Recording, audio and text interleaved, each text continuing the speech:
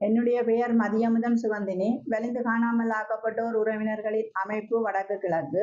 இன்றைய ஊடக சந்திப்புக்கான நோக்கம், ஸ்ரீலங்கா இராணுவத்தாலும் புலனாய்வாளர்களினாலும் அரச ஒட்டுக்குழுக்களாலும் கடத்தப்பட்டு கையளிக்கப்பட்டு கைது செய்யப்பட்டு காணாமலாக்கப்பட்ட உறவுகளின்